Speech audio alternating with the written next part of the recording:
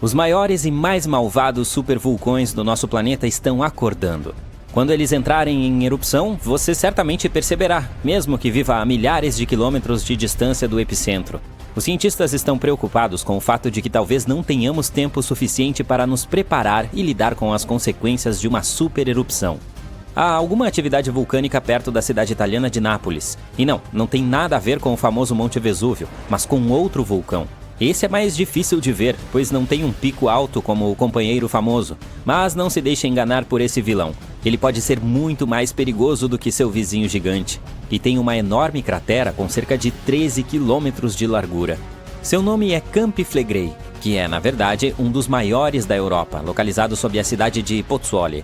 Ele entrou em atividade há 39 mil anos com um estrondo tão grande que espalhou cinzas por toda a região do Mediterrâneo. Também fez com que a temperatura caísse mais de 9 graus Celsius no leste da Europa.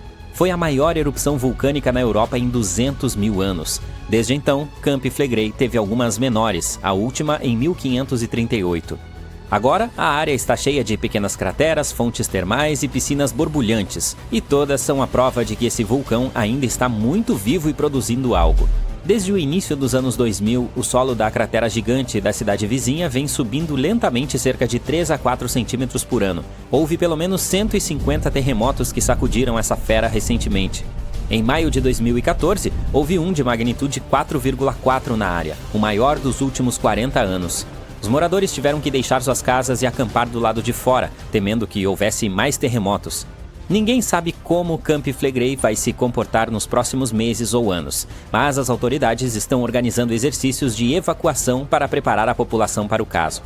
O monstro italiano parece um gatinho inocente em comparação com os verdadeiros gigantes, como o Yellowstone. Para que uma formação dessas mereça o título de supervulcão, deve ser capaz de produzir erupções em escala catastrófica e ejetar enormes quantidades de magma, cinzas e gases vulcânicos. O de Yellowstone atende a esses critérios.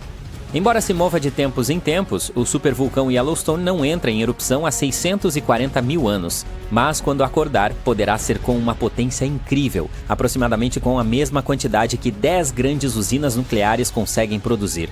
Sob o solo dali, há uma área superaquecida cheia de rocha derretida chamada magma. À medida que mais magma se move para um grande espaço chamado câmara magmática, o solo acima começa a inchar ou subir. Quando ele esfria, o solo cai. Entre 2004 e 2009, o de Yellowstone subiu quase 25 centímetros, mas depois começou a descer lentamente em 2010. Os cientistas não têm certeza se ele entrará em erupção em breve. Há também outro grande vulcão chamado Long Valley, na Califórnia, que está ativo desde 1980 e pode ser uma grande ameaça. Os cientistas que estudam esse gigante descobriram que antes de sua maior explosão, há 760 mil anos, o acúmulo pode ter levado menos de um ano. Isso é uma má notícia, pois a erupção de um supervulcão pode ter um efeito enorme no mundo, como a do Toba, em Sumatra, há cerca de 74 mil anos. Essa foi a maior que a Terra viu em 28 milhões de anos. E cobriu partes da Indonésia, da Índia e do Oceano Índico com uma espessa camada de detritos vulcânicos, quase como um cobertor de 15 centímetros. A quantidade de rocha expelida foi como empilhar quase 3 milhões de Empire State Buildings. A cratera gigante que deixou para trás ainda pode ser vista do espaço. Todas as cinzas e gases foram lançados no ar e bloquearam parte da luz solar.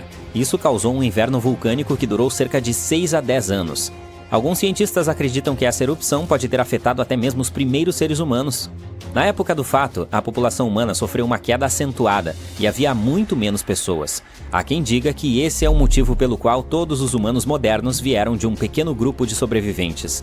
De acordo com a teoria da catástrofe de Toba, a maioria dos primeiros humanos na Europa e na Ásia não sobreviveu ao clima frio e rigoroso após a erupção, mas um grupo sortudo resistiu a tudo isso na África. Nem todos os cientistas concordam com essa ideia, e alguns registros arqueológicos e climáticos mostram uma história diferente. Outro vulcão que mudou o mundo de forma significativa foi o Monte Tambora, em 1815. O ano seguinte entrou para a história como sem verão. Foi frio e chuvoso, e havia neve e geada mesmo no meio da estação teoricamente quente, especialmente na Europa e na América do Norte. Isso aconteceu porque o Tambora lançou uma grande quantidade de dióxido de enxofre no céu, que se espalhou por todo o mundo e tornou o planeta mais frio. Quando ele entrou em atividade, causou enormes tsunamis que destruíram casas e tiraram a vida de cerca de 10 mil pessoas. Posteriormente, cerca de mais 80 mil morreram devido às consequências que se espalharam pelo mundo. O clima frio arruinou as colheitas, de modo que os alimentos ficaram muito caros. E como os cavalos eram o principal meio de transporte, o custo da aveia que as pessoas consumiam também aumentou muito. Algumas até acham que isso levou à invenção da bicicleta em 1817, como uma nova maneira de se locomover. A erupção tornou a Terra mais fria por cerca de 3 anos. Embora a do Tambora tenha sido tão poderosa, a do Krakatoa, outra formação na Indonésia, roubou a cena em 1883. Foi mais fácil divulgar informações sobre ele por meio de telegramas e fotos. Sua explosão final foi o som mais alto registrado na história, e as pessoas puderam ouvi-lo em 10% de toda a superfície terrestre. E deu início a um tsunami com ondas que tinham a metade da altura da Estátua da Liberdade. Se tivéssemos apenas 12 meses para nos prepararmos para uma erupção de supervulcão, seria muito difícil armazenar alimentos suficientes e nos prepararmos. Mas não entre em pânico ainda, isso é muito raro e aconteceu pela última vez há 26.500 anos na Nova Zelândia. Os cientistas acreditam que um supervulcão acontece em média uma vez a cada 100 mil anos. Mas a parte triste aqui é que a Terra não segue uma linha do tempo perfeita. Pode haver grupos delas com intervalos mais curtos e em seguida períodos de silêncio mais longos. Como já houve 2 nos últimos 100 mil anos, sempre há uma chance de que ocorra novamente mais cedo do que esperamos. Além disso, embora existam lugares como Yellowstone e Long Valley, onde esperamos que os vulcões entrem em atividade, há possíveis focos de calor menos óbvios. No Chile, há um vulcão chamado Laguna del Maule que explodiu no passado e deixou para trás uma enorme cratera. Nos últimos 20 anos, o solo tem se expandido muito rapidamente, subindo até quase 30 centímetros por ano.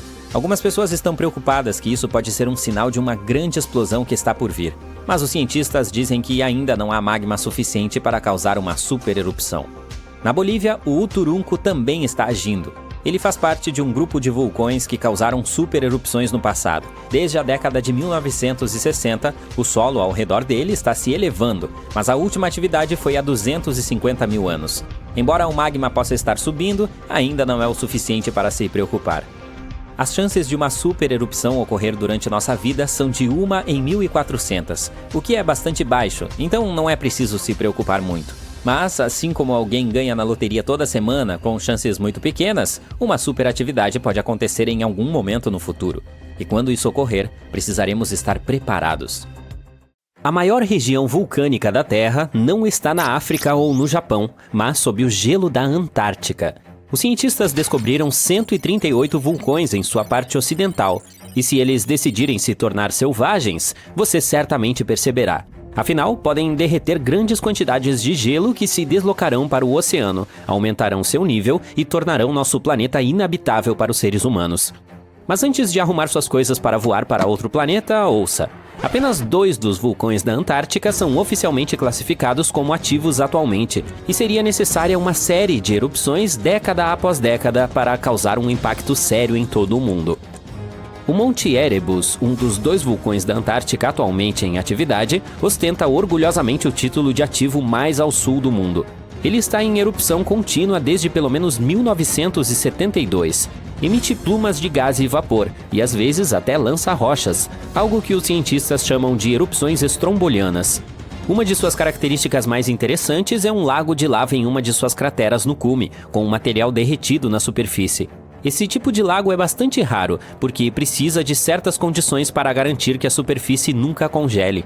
O segundo vulcão ativo é a Ilha Decepção, uma massa de terra em forma de ferradura. Na verdade, é a caldeira de um deles que entrou em erupção pela última vez há mais de 50 anos. Os cientistas que o monitoram dizem que ele não deve entrar em atividade tão cedo. A Antártica também tem muitas fumarolas. Essas são aberturas vulcânicas que liberam gases e vapores no ar. Nas condições certas, podem expelir material suficiente para construir torres de gelo fumarólico de até 3 metros de altura.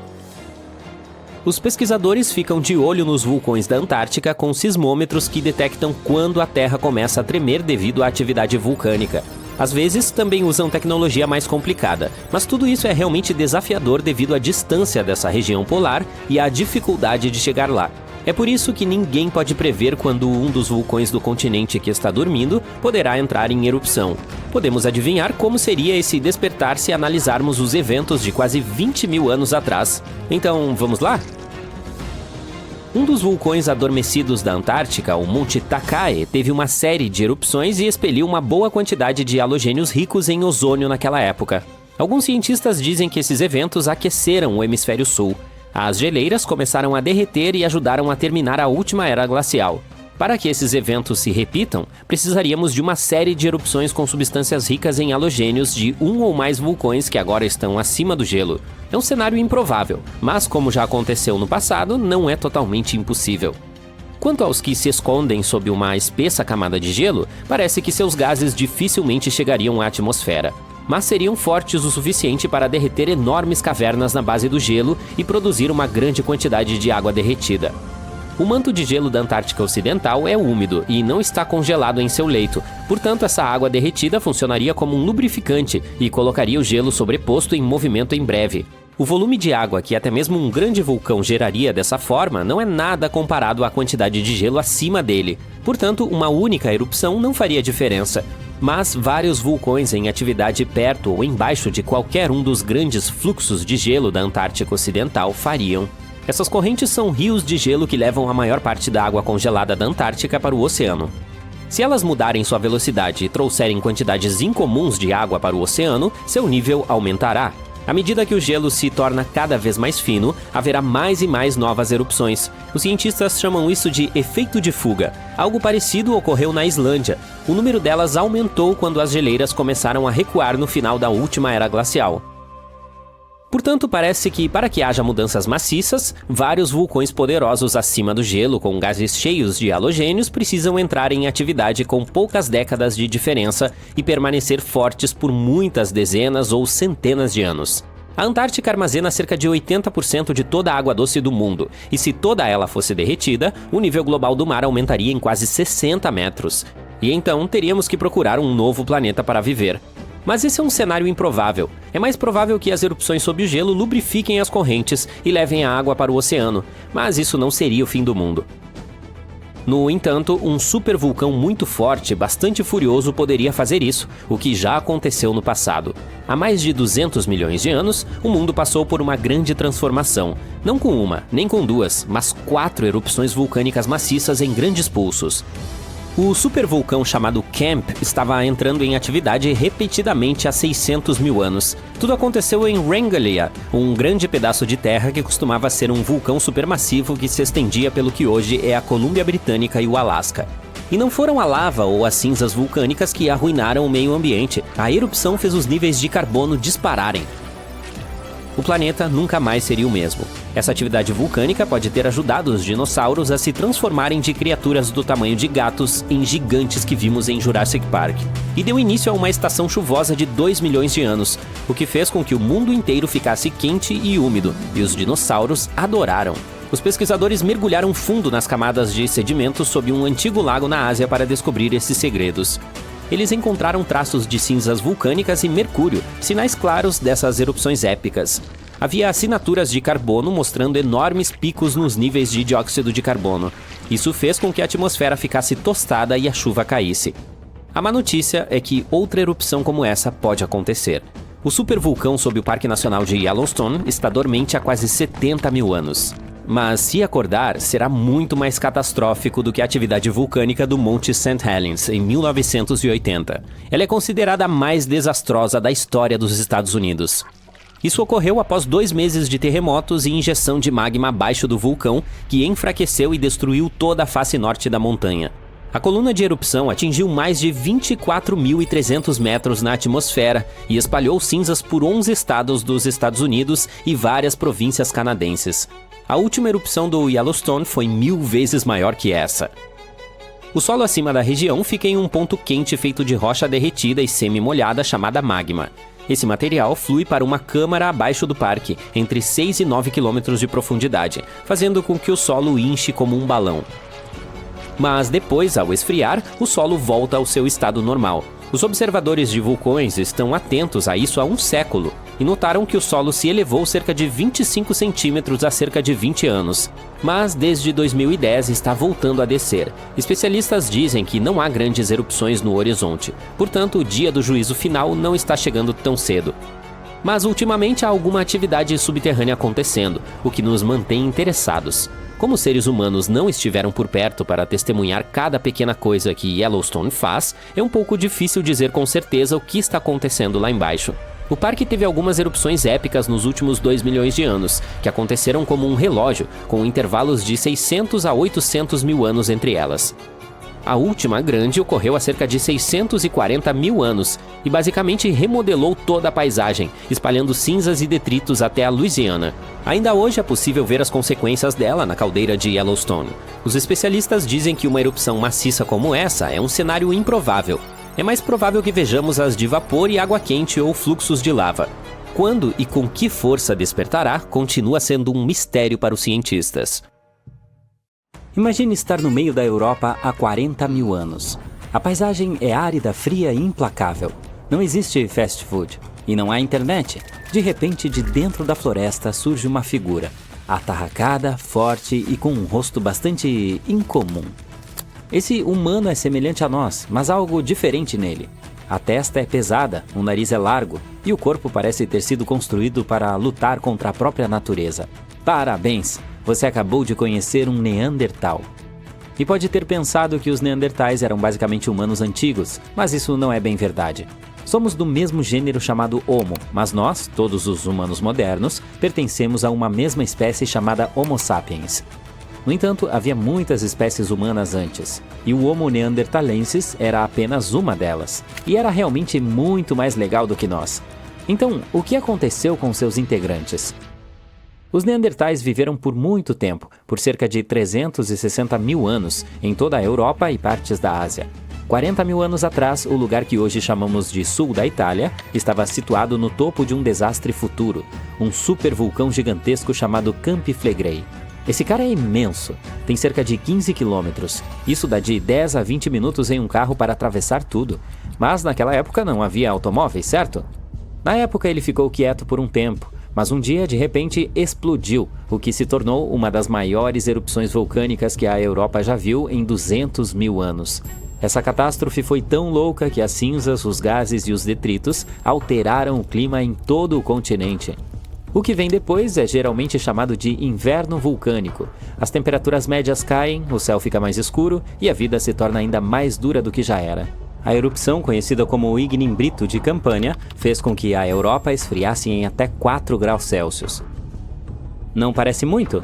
Bem, uma queda de meio grau faria com que os invernos se tornassem mais rigorosos, causando nevascas, chuvas e enchentes horríveis. As plantações teriam dificuldade para crescer, levando à escassez de alimentos. O clima também ficaria selvagem, com tempestades e secas. Mais ou menos como agora. Só que multiplique isso por 4. Eventos como esses causam um enorme caos nos tempos modernos. Você pode imaginar o que fez com os Neandertais. Mas na realidade, uma simples erupção vulcânica não deveria destruir uma espécie inteira, certo? Bem, sim, a verdade é que os Neandertais já estavam por um fio naquela época, e tudo por nossa causa. Eles estiveram em uma situação difícil por um tempo, viviam em lugares que hoje são partes da Europa, da Ásia Ocidental e do Oriente Médio. Os seres humanos modernos, nós Homo sapiens, entraram na Europa e estavam competindo seriamente com eles por comida e abrigo.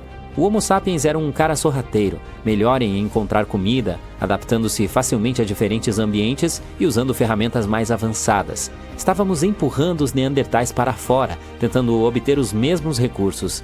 Literalmente, tornamos a extinção deles um processo lento e muito desagradável.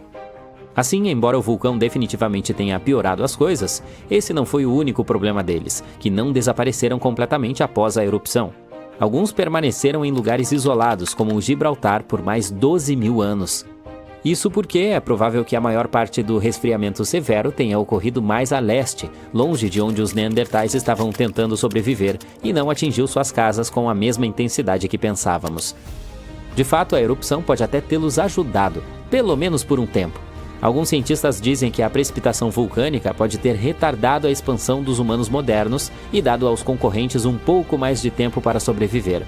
Então, a erupção de Campi Flegrei foi um evento desagradável, mas apenas atrasou o inevitável. Campi Flegrei é um cara selvagem, também conhecido como Campos de Fogo. O próprio ar de lá é repleto de lendas. Os gregos e romanos acreditavam que esse vulcão era a porta de entrada para o submundo. Até mesmo o antigo poeta romano Virgílio, mencionou em sua famosa história Eneida que o herói Enéas deve descer ao submundo, e esse lugar é exatamente onde ele começa. Antigamente essa paisagem era repleta de vilas romanas, spas e lagos de peixes. A elite se divertia muito ali. O que seus integrantes não sabiam, porém, é que estavam em um terreno traiçoeiro que poderia enlouquecer a qualquer momento. O Campi Flegrei não é um vulcão típico. Você imaginaria um único pico imponente, mas a paisagem parece enganosamente calma, com pequenas características aparecendo aqui e ali. Mas se o sobrevoasse, a visão seria insana. Uma gigantesca bacia circular salpicada de cones vulcânicos e crateras, como cicatrizes do passado violento da Terra. O perigo ali está nos detalhes. O solo sob os pés está constantemente mudando, mesmo quando não se percebe. De vez em quando a Terra se eleva, apenas para afundar novamente, às vezes em vários metros, à medida que o magma ou o gás se move sob a superfície. É incrivelmente assustador. O risco é quase invisível. O Campi Flegrei é uma enorme depressão formada por duas erupções vulcânicas colossais.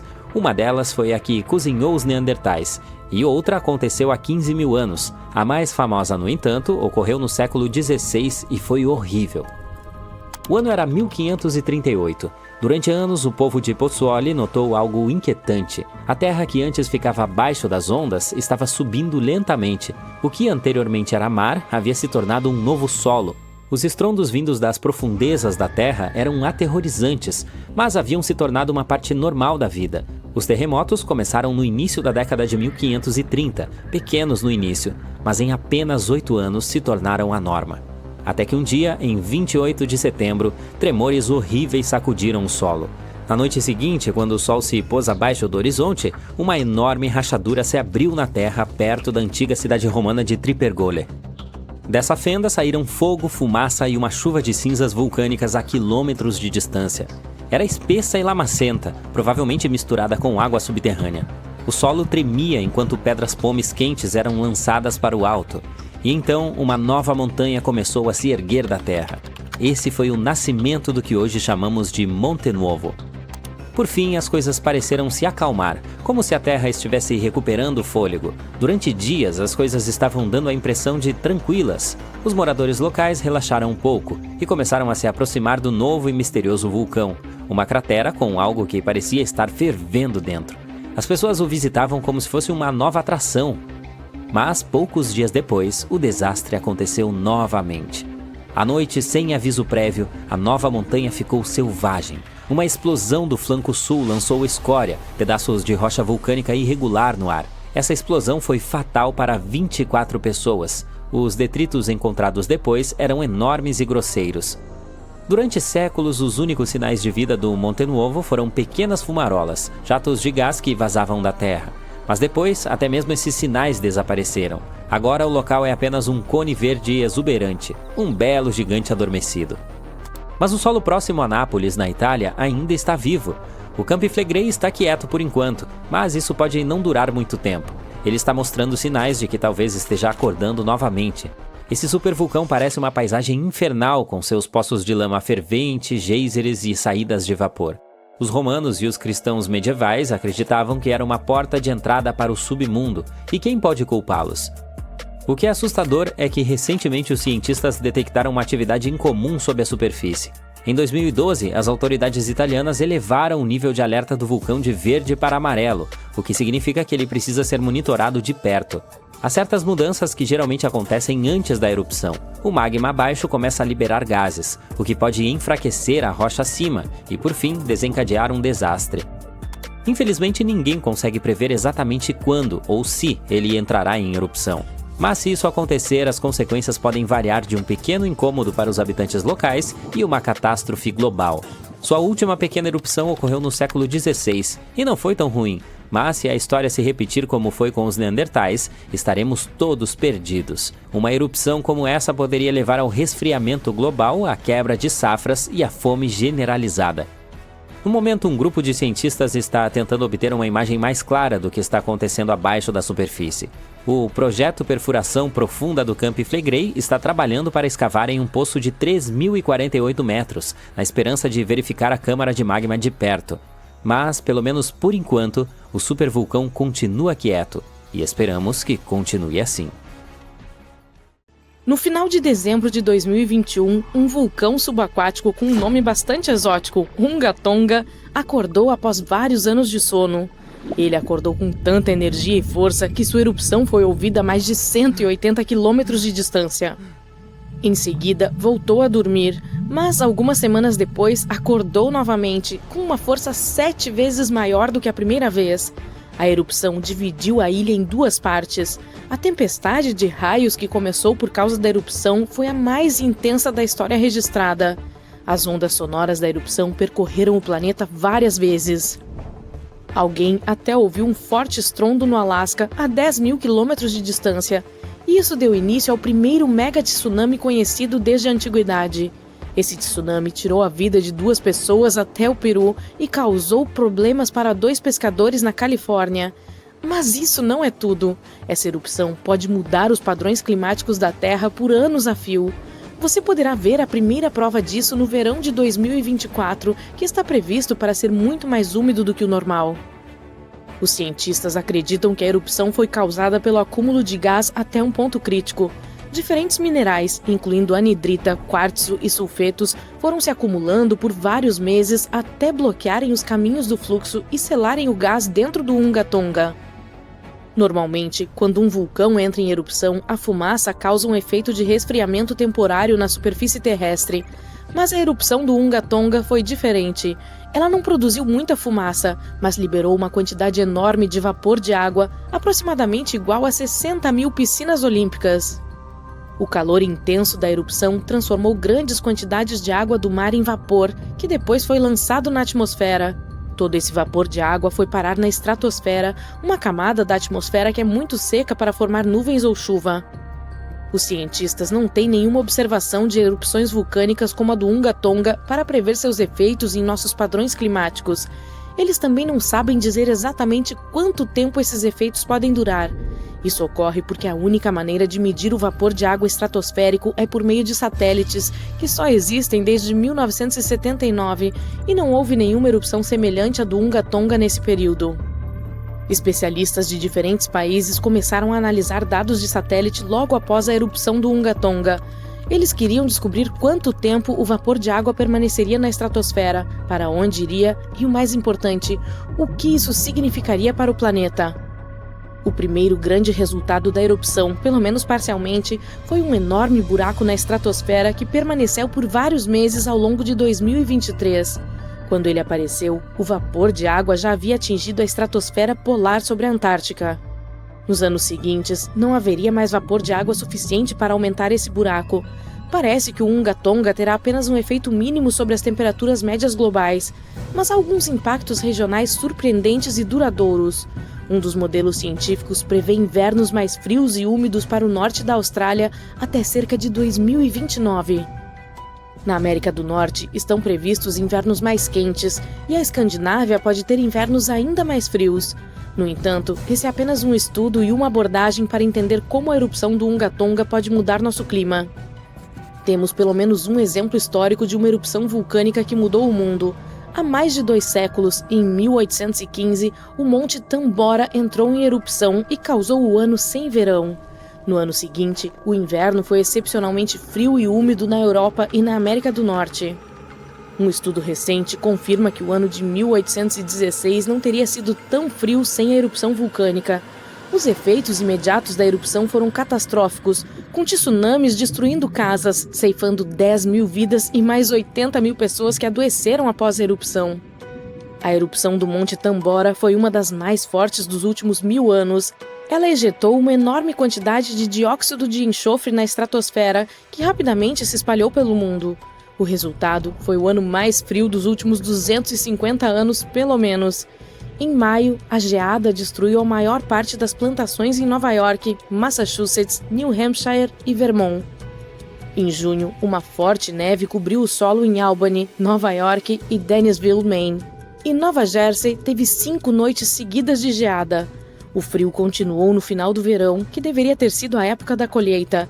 Em julho, os lagos e rios ainda estavam congelados no extremo sul, até o noroeste da Pensilvânia, e a geada permaneceu na Virgínia até o final de agosto. As temperaturas caíam de máximas de verão acima do normal para quase congelantes em apenas algumas horas. O clima era totalmente imprevisível. Os preços dos alimentos dispararam. O custo da aveia para os cavalos, que eram o principal meio de transporte, também subiu muito. Algumas pessoas acreditam que essa situação inspirou Carl Dries a inventar a bicicleta em 1817 como um método de transporte alternativo. O Tambora mudou completamente os padrões climáticos não apenas por 1, mas por 3 anos. O planeta inteiro ficou mais frio e, como as colheitas fracassaram, provavelmente pelo menos 1 milhão de pessoas morreram de fome. Os cientistas não têm evidências sólidas de erupções vulcânicas que tenham tirado mais vidas do que a do Tambora.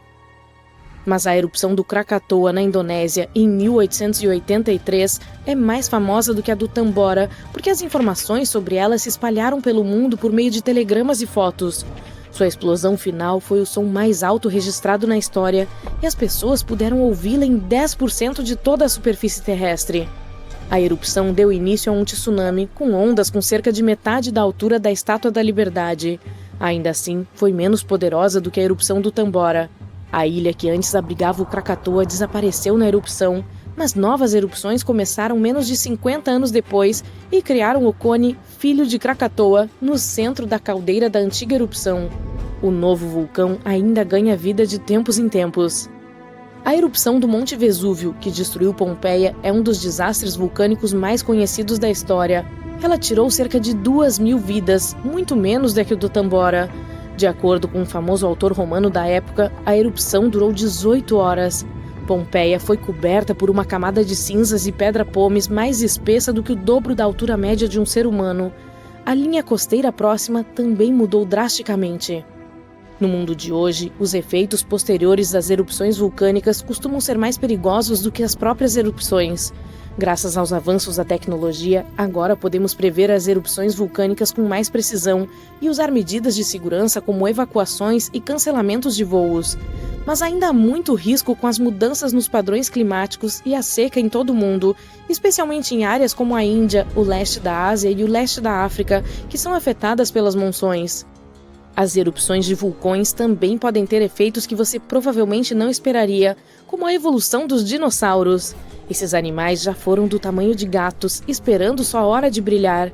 Isso aconteceu há cerca de 230 milhões de anos. Esse período é conhecido como o episódio pluvial do Carniano. Antes disso, Pangeia era um supercontinente seco e árido, mas em seguida ocorreram 4 grandes eventos vulcânicos que bombearam enormes quantidades de dióxido de carbono para a atmosfera. As temperaturas e a umidade globais aumentaram em decorrência disso. Essas erupções maciças provavelmente ocorreram devido à erupção da grande província ígnea de Wrangélia, no que hoje é a Colômbia Britânica e o Alasca. Essa atividade vulcânica prolongada criou as condições certas para que os dinossauros florescessem e se diversificassem e também para o surgimento de outros grupos, como as coníferas modernas, samambaias, crocodilos, tartarugas, insetos e os primeiros mamíferos. Com temperaturas mais altas e mais chuvas, as plantas terrestres evoluíram e as que gostam de umidade se tornaram dominantes. Sem essas mudanças no mundo, poderíamos ter tido uma história natural completamente diferente. Há algumas provas sólidas de que a atividade vulcânica realmente mudou os padrões climáticos naquela época. Os cientistas descobriram camadas no núcleo da Terra que mostram diferentes tipos de carbono, o que nos mostra que houve 4 liberações. Frankenstein, um frio insuportável e toneladas de lava. O que essas coisas têm em comum? Todos eles têm suas origens no Monte Tambora. Este vulcão na Indonésia teve um impacto tão grande que as consequências puderam ser sentidas na Suíça até um ano depois, e esses locais estão a milhares de quilômetros de distância um do outro. Em breve, poderemos estar enfrentando algo semelhante novamente. Fiquem por aqui, porque estou prestes a revelar o local exato onde se espera que ocorra a próxima erupção em 2025. Lá em 1815, o Monte Tambora entrou em erupção com uma força sem precedentes, lançando uma nuvem colossal de partículas finas na atmosfera. Essa nuvem refletiu a luz do Sol, levando ao resfriamento global e até ao ano sem verão em 1816. As temperaturas despencaram, as colheitas fracassaram e famílias do mundo todo enfrentaram escassez de alimentos agravada por vários problemas de saúde. Curiosidade, Frankenstein surgiu por causa do clima anormalmente frio no verão de 1816. A autora ficou presa dentro de casa na Suíça e escreveu essa história para passar o tempo. Mas esse foi o único desdobramento positivo. Na Inglaterra e na Irlanda, as pessoas lutaram para encontrar comida. As colheitas foram péssimas naquele ano, e esse ano sem verão custou vidas, tudo por causa da erupção na Indonésia. Embora muitos outros vulcões tenham entrado em erupção desde então, nenhum teve consequências tão dramáticas quanto o Tambora.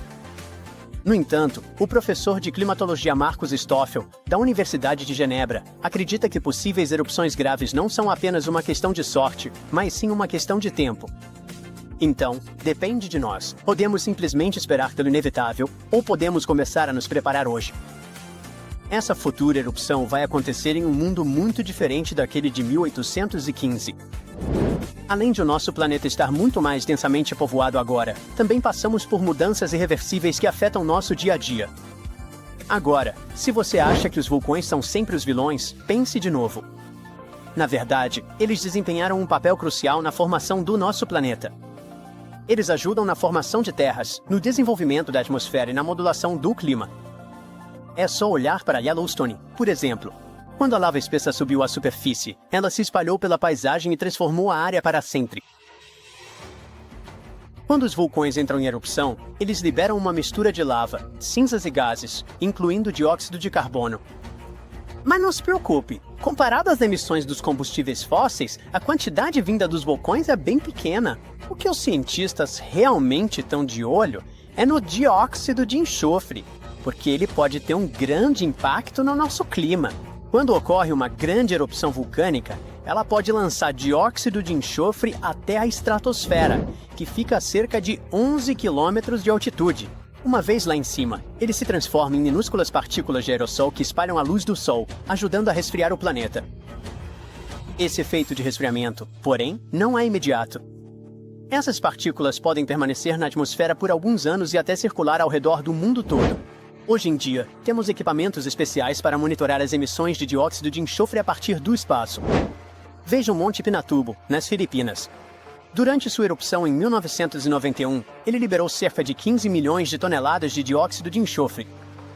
Agora, embora isso seja muito, não foi tão massivo quanto a erupção do Tambora. Ainda assim, o Pinatubo conseguiu reduzir as temperaturas globais em cerca de 0,5 graus Celsius por vários anos. Já o Tambora, por outro lado, diminuiu a temperatura média global em cerca de 1 grau Fahrenheit. Eu sei o que você pode estar pensando, isso não é muito, mas pode acreditar, faz diferença. Se o planeta esquentar apenas 1 grau Fahrenheit, isso pode realmente bagunçar os níveis do mar.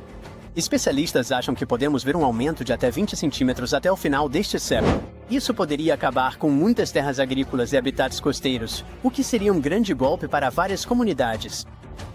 Então, talvez uma erupção vulcânica que consegue esfriar o planeta seja como um mecanismo natural nos ajudando? Não é bem assim. Apesar de realmente esfriar o planeta, não se engane achando que é o tipo de resfriamento que a Terra precisa. Mudanças de temperatura assim podem prejudicar muitas plantações, como aconteceu em 1816. Também há evidências de que grandes erupções podem alterar os padrões de chuva, levando a condições mais secas em regiões de monções na África e na Ásia. Veja, a monção de verão depende da diferença de temperatura entre a Terra e o oceano, que pode ser alterada pela atividade vulcânica. Curiosamente, um clima mais quente pode aumentar os efeitos de resfriamento das erupções vulcânicas. Especialistas explicam que a formação e o movimento das partículas de aerossol dependem das condições climáticas. À medida que as temperaturas globais aumentam, uma circulação de ar mais rápida pode gerar partículas de aerossol menores, que são mais eficazes em dispersar a luz solar e, assim, intensificam o efeito de resfriamento. Os oceanos também contribuem para essa dinâmica. O aquecimento da superfície do oceano cria uma camada estratificada, dificultando a mistura de águas quentes e frias, o que pode significar que as erupções vulcânicas resfriam principalmente a camada superior do oceano e a atmosfera acima dela, segundo Stoffel. Além disso, as mudanças climáticas podem influenciar diretamente os sistemas vulcânicos. O derretimento do gelo pode desencadear mais erupções ao reduzir a pressão, permitindo que o magma suba com mais facilidade. Além disso, o aumento das chuvas associado às mudanças climáticas pode infiltrar-se no solo e interagir com o magma, potencialmente provocando erupções. Embora a perspectiva de um período de resfriamento causado por uma erupção vulcânica possa parecer benéfica em meio às mudanças climáticas, os cientistas alertam que os efeitos podem ser graves. As consequências imediatas podem ser bastante severas, especialmente para os cerca de 800 milhões de pessoas que vivem próximas a vulcões ativos. Uma grande erupção poderia devastar cidades inteiras. Por exemplo, Campi Flegrei, localizado perto de Nápoles, na Itália, está mostrando sinais de aumento de atividade e ameaça a vida de cerca de 1 milhão de pessoas. Agora, se você é do Oregon, fique atento, pois especialistas dizem que esse estado pode sofrer erupções vulcânicas. Você está com medo? Não fique, na verdade, não é tão assustador quanto parece. Deixe-me explicar por quê. Existem mais de 80 vulcões no Oregon, mas não estamos interessados em nenhum deles, porque é um vulcão subaquático que provavelmente entrará em erupção em 2025. O Axel Seamount é o vulcão mais ativo do noroeste do Pacífico, mas continua praticamente desconhecido do público devido à sua localização, a cerca de 300 milhas da costa e quase 1,5 km abaixo da superfície do oceano. Embora a próxima erupção não deva representar risco de tsunami ou terremotos significativos em terra por causa de sua profundidade e distância da falha de Cascadia, os dados coletados ao estudar suas erupções podem aprimorar nosso monitoramento de vulcões potencialmente mais perigosos. Vamos chamar isso de uma erupção amigável, pode ser? Na verdade, prever erupções é uma tarefa complexa. Frequentemente nos deparamos com manchetes alarmantes, como Yellowstone está prestes a entrar em erupção. Devemos levar essas afirmações a sério? Na verdade, não. Sim, Yellowstone está localizado sobre um supervulcão ativo que já passou por 3 grandes erupções explosivas nos últimos 2 milhões e 100 mil anos. A última erupção ocorreu há aproximadamente 70 mil anos, sendo que a explosão mais significativa aconteceu há cerca de 631 mil anos, formando a enorme caldeira de Yellowstone. Naturalmente, muita gente tem curiosidade sobre se Yellowstone vai entrar em erupção novamente quando isso pode acontecer. Felizmente, os cientistas estão usando novas técnicas para investigar essas questões. Um estudo recente sugere que é improvável que Yellowstone sofra outra grande erupção tão cedo. O motivo é que o magma sob o parque está dividido em uma rede de câmaras separadas. Embora haja uma quantidade considerável de magma presente, ele não está suficientemente interligado para sustentar uma erupção. Estudos anteriores propunham a existência de uma enorme camada de magma sob Yellowstone, mas essas descobertas mais recentes mudam essa ideia. Para obter uma compreensão mais clara das dinâmicas subterrâneas, os pesquisadores utilizaram uma técnica chamada magnetotelúrica, que emprega os campos eletromagnéticos naturais da Terra em vez de ondas sísmicas. Como o magma é um excelente condutor de eletricidade, este método específico é particularmente eficaz para mapear rochas derretidas e compreender a atividade subterrânea em regiões vulcanicamente ativas.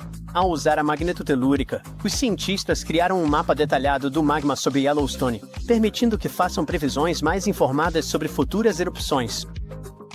Mas o que acontecerá se ocorrer uma erupção semelhante à do Monte Tambora? De modo geral, haverá um enorme caos climático. Sim, os melhores cientistas estão buscando uma solução caso isso realmente aconteça, mas ainda não encontraram. Então, tecnicamente, não estamos preparados para um segundo Monte Tambora. Mas, por enquanto, estamos praticamente seguros. Nenhuma grande erupção está prevista. Ufa! Uau! A superfície da Terra está tremendo. Longas rachaduras dividem o chão. Rios de lava vão fluindo rapidamente pelas encostas. Um barulho ensurdecedor vai aumentando. Rochas e outros detritos estão voando alto. Nuvens de gás vulcânico e cinzas cobrem o céu. Esse não é o enredo de um filme de desastre daqueles de grande sucesso. É o que acontece quando supervulcões decidem entrar em erupção. Mas esse provavelmente não é o cenário que acontecerá quando o maior vulcão do mundo, o Mauna Loa, decidir terminar sua longa soneca. Em 2021, os cientistas tinham certeza de que isso aconteceria em breve, mas até agora nada. A atividade sísmica do vulcão continua aumentando e depois voltando ao normal, mas você nunca sabe quando esse gigante finalmente voltará ativa. É por isso que os especialistas monitoram a atividade geológica na maior ilha do Havaí há algum tempo. A Big Island do Havaí é formada por 5 vulcões, incluindo o mais ativo do planeta, o Kilauea, e o maior, o Mauna Loa. Esse gigante compõe quase metade da parte terrestre da ilha, e a lava que o Kilauea emite em um dia, o Mauna Loa pode expelir em 20 minutos. Foi o que aconteceu em 1984. Enquanto o irmão menor do Mauna Loa tem tido acessos de raiva há algum tempo, o gigante está adormecido desde sua última erupção. Mas, recentemente, o Observatório de Vulcões do Havaí registrou mais de 200 mini-terremotos abaixo do Mauna Loa. É provável que isso signifique um aumento do fluxo de magma lá embaixo. Bom dia! O vulcão pode estar acordando. Ou não. Se o Mauna Loa entrasse em erupção repentinamente, os fluxos de lava poderiam atingir o oceano e os lugares mais populosos e turísticos, como Captain Cook, muito rápido, em questão de horas. Em 1984, a última vez que o vulcão entrou em erupção, a lava chegou até os arredores de Hilo, do outro lado da ilha. É onde fica um campus da Universidade do Havaí. Felizmente, as pessoas tiveram algumas semanas de antecedência para se preparar para o desastre. Hoje em dia, os moradores têm malas especiais prontas com as coisas mais importantes, incluindo documentos e dinheiro. Essas precauções podem ser úteis no caso de uma evacuação de emergência. Embora a maioria das erupções do Mauna Loa tenha afetado até agora apenas a área do cume, várias delas jorraram lava até o oceano. E você nunca sabe como será a força da próxima erupção. Agora, qual é a montanha mais alta da Terra? Você disse Monte Everest? Depende.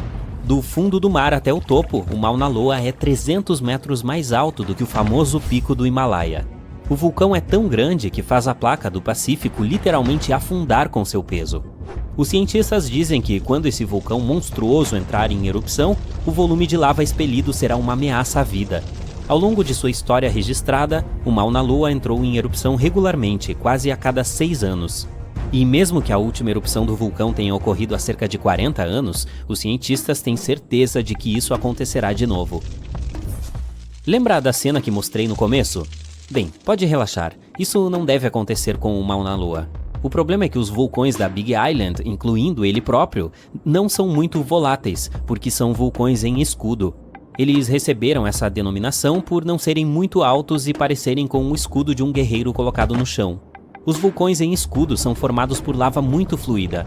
Ele viaja mais longe e forma fluxos muito mais finos do que a lava expelida de um estratovulcão, que tem formato cônico e alto, como o terrível Krakatoa na Indonésia. Portanto, se, ou devo dizer quando, o Mauna Loa entrar em erupção, provavelmente não haverá nuvens de cinzas ou toneladas de detritos. A coisa mais perigosa será a lava. Como ele é um vulcão em escudo, sua lava é extremamente fluida e volumosa, o que permite que ela flua para longe e bem rápido. Usando mapas teóricos de ventos, especialistas do Observatório de Vulcões do Havaí fizeram gráficos de possíveis fluxos da lava. Eles estão preocupados com terremotos concentrados com altos índices. Isso provavelmente significa que a lava está se movendo sob a superfície. De 500 a 600 terremotos por dia são um motivo sério para ficar em alerta máximo. Por outro lado, não significa necessariamente um desastre ou uma erupção inevitável. Cerca de uma década atrás, vários terremotos que aconteceram ao mesmo tempo sinalizaram que algo estava acontecendo debaixo do Mauna Loa, mas não houve erupção. Em vez disso, metade do vulcão se deslocou um pouco para o sul. Dessa forma, provavelmente isso permitiu que o magma tivesse mais espaço suficiente para ficar abaixo da superfície. Vamos voltar ao evento catastrófico que vimos no início do vídeo. Isso é o que geralmente acontece quando um supervulcão entra em erupção. São vulcões que pelo menos uma vez tiveram uma erupção com um índice de explosividade vulcânica de 8, que é o maior número registrado na tabela. Os supervulcões costumam ser extremamente grandes, sem a forma de cone. Isso ocorre porque eles são tipicamente os restos de gigantescas câmaras de magma que uma vez explodiram, deixando para trás uma enorme cratera. Em geral, elas são encontradas em locais quentes. Supervulcões podem produzir supererupções, e quando isso acontece, jorram mais de 1000 quilômetros cúbicos de cinzas, rocha derretida e gases quentes no ar. Em outras palavras, 4 supererupções poderiam encher o Grand Canyon até a borda. Os supervulcões se formam quando volumes gigantescos de magma escaldante tentam escapar do subsolo. Esse magma sobe para perto da superfície, mas não consegue romper a crosta terrestre. É por isso que uma enorme poça pressurizada de magma borbulhante se acumula a uma profundidade de apenas alguns quilômetros. A pressão continua crescendo, pois mais magma está tentando chegar à superfície, até que, BUM!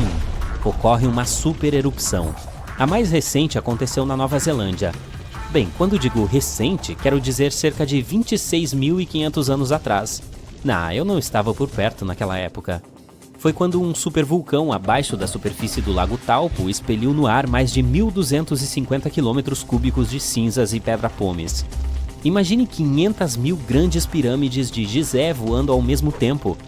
Essa erupção foi incrivelmente forte, mas a coisa mais emocionante e confusa sobre a erupção foi que o vulcão Taupo simplesmente não explodiu como muitos outros. No começo, tudo estava indo como sempre. Mais de 518 km² de magma se acumularam abaixo da superfície, e a pressão estava ficando cada vez maior. Mas depois que a rocha rachou e a primeira parte da lava saiu da cratera, algo deu errado, e o supervulcão fez uma pausa.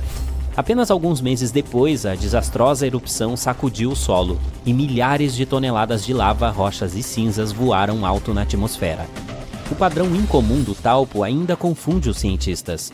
Mas a era dos supervulcões não acabou. O mais terrível de todos é provavelmente o do Parque Nacional de Yellowstone. Esse gigante teve pelo menos 13 erupções mega fortes, e sabe-se lá quantas menores. Se esse monstro entrasse em erupção em qualquer lugar com tanta força quanto há 2,1 milhões de anos, ele cuspiria mais de 2.450 quilômetros cúbicos de material incandescente.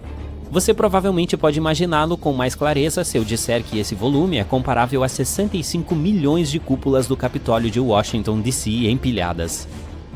De qualquer forma, os cientistas têm certeza de que o Yellowstone não apresenta nenhum perigo atualmente. Para que uma erupção aconteça, o magma dentro deve estar pelo menos 50% derretido. Na caldeira de Yellowstone, esse número é de apenas 5 a 15%. Mas é claro que ele não é o único supervulcão do nosso planeta. Há também o Taupo da Nova Zelândia, que você já conhece, a caldeira vulcânica Aira do Japão, o Long Valley da Califórnia, o Toba da Indonésia. Qualquer um deles pode um dia produzir uma supererupção. Existem também vários supervulcões que levam esse nome, mas ainda não fizeram jus a ele, pois nunca produziram um evento assim. Por exemplo, em 1883, o vulcão indonésio Krakatoa explodiu. A força da erupção rompeu as paredes dele, e a água fria do mar invadiu seu interior derretido. A diferença de temperatura fez o vulcão explodir com um estrondo ensurdecedor. Deu para ouvir claramente a 3.218 km de distância na Austrália. Ele ganhou o título da explosão com o som mais alto da história. Mas mesmo que as consequências desse evento tenham sido verdadeiramente catastróficas, ainda não foi forte o suficiente para... Dia 1. Um pequeno, mas poderoso tremor está sacudindo a cidade de Nápoles, Itália. Os jornais estão noticiando o evento. Os especialistas acreditam que o Monte Vesúvio, o estratovulcão no Golfo de Nápoles, explodirá em breve. Mas quando? Ele já entrou em erupção muitas vezes no passado. Na verdade, foi assim que ele adquiriu a sua forma. É feito de várias camadas de lava endurecida, pedras pomes e cinzas. O Vesúvio entrou em erupção pela última vez em 1944. Mas uma grande explosão aconteceu lá há quase 2.000 anos, destruindo as cidades romanas de Pompeia e Herculano e dizimando as áreas circundantes. Hoje, 3 milhões de pessoas vivem a menos de 30 quilômetros do vulcão e 600 mil vivem na zona de perigo. Grandes erupções acontecem a cada poucos milhares de anos, geralmente após longos períodos de calmaria. E o problema é que o Vesúvio está bem atrasado para uma erupção. Desta vez, porém, o vulcão está sendo vigiado pelo Observatório do Vesúvio. Ele possui estações sísmicas, conjuntos de GPS especiais e radar baseado em satélite para ajudá-lo a medir o movimento do solo. Ele também tem equipamentos especiais para testar os produtos químicos encontrados nos gases vindos do vulcão. Tudo isso ajuda os especialistas a decidir se está prestes a entrar em erupção. Mas será que vai? Neste momento, o magma está a mais de 10 quilômetros da superfície. Ontem, as coisas pareciam seguras, mas agora estão prestes a piorar. Dia 3. Outro tremor surge, medindo 3 na escala Richter. Todo o equipamento instalado perto do vulcão agora está emitindo sinais. O magma está sendo empurrado para cima. Ainda não está na superfície, mas o Vesúvio está definitivamente inquieto. Mais 2 tremores ocorrem à tarde. Eles não parecem terremotos comuns, e os geólogos podem ver a diferença em seus sismógrafos. Os terremotos vulcânicos são registrados de 4 a 5 na escala Richter. Agora, os especialistas têm certeza. Em apenas alguns dias ou semanas, o vulcão entrará em erupção. Alguns vulcões podem ficar inquietos por meses, ou até anos antes de explodir. Mas com o Vesúvio não é assim. Dia 4. O solo começa a se abrir, como se uma criatura gigante estivesse presa na crosta terrestre e tentasse desesperadamente sair para respirar. Vapor escapa das pequenas fissuras do solo. Certas áreas são mais quentes do que outras. Se você fosse lá, teria a sensação de estar entrando direto em um forno e seria difícil respirar. Algumas ovelhas chegaram perto demais da montanha e desmaiaram. Quando o fazendeiro as encontrou, quase desmaiou também, não com o calor, mas com os gases. Dióxido de carbono e sulfeto de hidrogênio estão sendo liberados no ar. Toda a área ao redor do vulcão cheira a ovo podre e muitos dos animais da floresta agora estão mantendo distância. As árvores próximas têm absorvido esses gases do solo por dias a fio e já estão começando a ficar marrom. Os níveis de dióxido de carbono na área estão disparando e todos os detectores apitam constantemente. Dia 6. Os tremores estão ficando mais frequentes. Especialistas do Observatório do Vesúvio, que monitoram o vulcão, dizem que os terremotos vêm do magma, que está sendo empurrado para cima. Poucas horas depois, o alerta nacional de emergência dispara. Milhares de pessoas têm cerca de 15 dias antes da erupção do vulcão e precisam evacuar suas casas. As 600 mil pessoas que estão na zona de perigo começam a fazer as malas e saem em carros e caminhões. O caos toma conta. No entanto, no meio de toda essa desordem, algumas pessoas ficam paradas. Elas olham ao redor, tentando entender o que realmente está acontecendo. Algumas delas estão tirando fotos de suas casas. Outras estão transmitindo toda a confusão nas redes sociais. Mas os idosos estão apenas do lado de fora, olhando para suas casas uma última vez. Eles esperam que tudo isso seja apenas um alarme falso. Já aconteceu antes, mas quem sabe? Dia 7. Foi uma noite sem dormir. Muitos moradores já saíram. Alguns bons samaritanos de outras cidades dirigem para a área para ajudar com a evacuação dos residentes mais rapidamente. Há um engarrafamento enorme, mas todos o esperavam. É por isso que a evacuação começou cedo. Balsas, trens e ônibus cancelaram seus serviços para ajudar as pessoas. Todos estão trabalhando em um cronograma apertado para garantir que todos saiam em segurança, sem atrasos. Algumas pessoas se recusam a ir embora, mas seus vizinhos eventualmente as convencem a ir. Levará 7 dias para evacuar todo mundo, e essas pessoas se espalharão para outras regiões do país, não apenas para as regiões seguras próximas. Dia 10. Mais da metade dos moradores já saiu da zona vermelha. Depois de todo o caos, agora há silêncio, que é interrompido pelos sons estranhos dos tremores. Os animais também estão sendo evacuados. Muitas pessoas estão tentando salvar o máximo de animais da floresta que conseguem encontrar. Dia 16. Todas as 25 cidades em risco já foram evacuadas. A zona vermelha está vazia. Mas os tremores estão ficando mais fortes, como se o vulcão fosse uma panela de pressão prestes a explodir. Uma fumaça branca sai da grande abertura do topo da montanha e das aberturas laterais. A rocha derretida se move em direção à superfície e os gases pressurizados formam bolhas, exatamente como as que você vê ao ferver alimentos. De repente, acontecem alguns estrondos altos e depois uma explosão. É alta o suficiente para ser ouvida a milhares de quilômetros de distância. E a onda de choque é sentida em toda a Itália. A rocha vulcânica é lançada ao ar. Uma espessa nuvem negra em forma de cogumelo se forma e se expande no céu. Os pássaros abandonam seus ninhos e voam em grandes bandos. A lava vermelha quente agora está jorrando do vulcão como uma fonte. À medida que flui para baixo, ela oblitera tudo em seu caminho. Então acontece um deslizamento de terra vulcânico. Parte da montanha em forma de cone cai e milhões de toneladas de solo e rocha se soltam da lateral do vulcão. A lava se espalha nas encostas e lentamente desliza para a floresta e para as fazendas. A nuvem de cinzas, pedra-pomes e outros tipos de rocha subiu tão alto no céu que as pessoas podem vê-la de Roma. Em seguida, a torre de destroços começa a cair de volta para a terra. Primeiro vem as cinzas e depois os pedaços de rocha. A cinza na atmosfera é tão densa que é difícil respirar. A lava se espalha lentamente pela área e derruba todas as árvores. Todas as cidades próximas são envoltas em escuridão e fumaça. Prédios desabam e ao redor há uma mistura de gás venenoso aquecido e rocha se movendo mais rápido do que um carro. Outras rochas e mais cinzas vulcânicas caem a quilômetros de distância do vulcão, atingindo carros e destruindo telhados. O céu está completamente preto, enquanto a lava continua chegando. Lentamente, todas as cidades próximas são submersas sob a rocha derretida. Parte da lava chega até o mar. Um gigantesco vapor branco cobre a costa onde cai, e o magma fica preto. Agora, um estranho fogo azul neon aparece nas encostas do Vesúvio. Isso é causado pela queima de gases sulfúricos. Eles estão escapando em alta pressão das rachaduras na superfície do vulcão. Quando eles entram em contato com o ar, se inflamam. Essas chamas azuis podem atingir 5 metros no ar. Agora, todos os voos próximos da região foram cancelados e muitos aviões precisam mudar a rota para chegar ao destino. Desde o alerta nacional, nenhum avião foi autorizado a sobrevoar o vulcão. As nuvens de cinza vulcânica podem danificar motores a jato e outros componentes do avião. O abastecimento de água agora está contaminado por correntes de cinzas vulcânicas e tem um cheiro incrivelmente ruim. Em pouco tempo, todo aquele magma fez cidades inteiras desaparecerem. Apenas os telhados de edifícios mais altos podem ser vistos. Após a grande e explosiva erupção, existem algumas menores e mais silenciosas.